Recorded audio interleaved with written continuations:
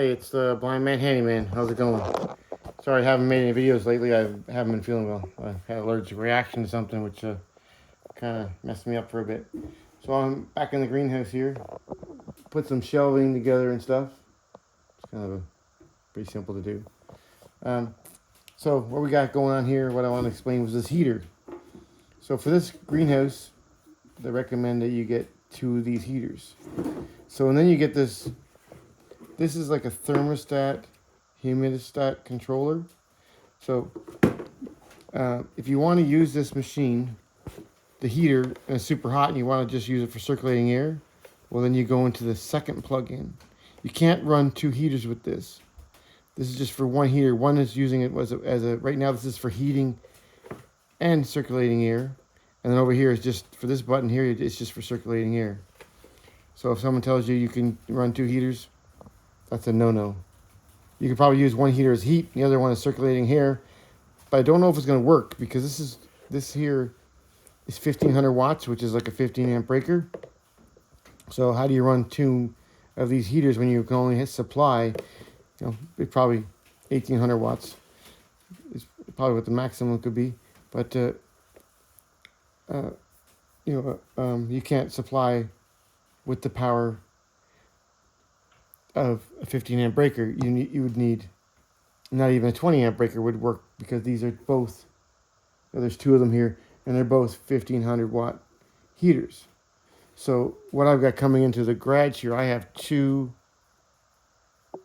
I'll be having 2 15 amp breakers or 2 20 amp breakers. I have 12 2 wires, so I could run, theoretically I could run 2 20 amp breakers. No problem. I have the power for it. And then I won't have to. The reason I did that is so I could run heavier wire. I wanted to run heavy wire because of the distance. It's 100 feet by the time you go through the house and get to the panel and stuff. And the amp, the load of the heaters and stuff, didn't want to lose any amperage that way. So this here. So then you've got these other things that hook in here. Let me show you. So this here has a built-in fan.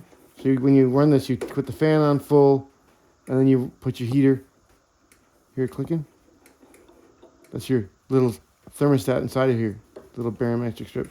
So you can set it that way and just run it plugged in the wall, or you can run it with this. And I think one of these checks humidity, and one of them checks temperature.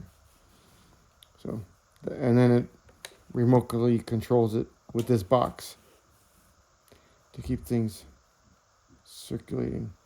So each kit comes with that. So when I talked to the gentleman, he said, well, you didn't need this. You could run 2 heaters with just this, but you can't. Just putting it out there to show you. So these are 4 greenhouses. They're kind of splash-proof heaters. And yeah, so I haven't got the wire hooked up yet. I just wanted to see. I wasn't sure exactly what I was going to be running into because I wanted to run 2 outlets out here.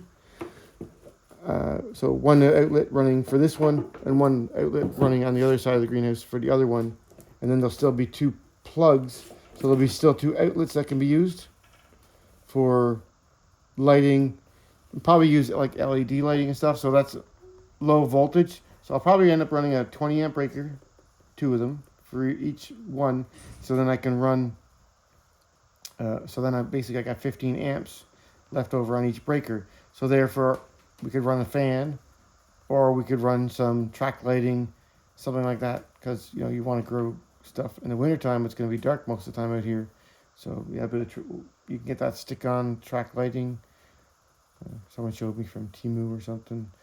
But that might look nice. So just checking out the requirements. Thanks for watching the Blind Man Handyman, and have a beautiful day.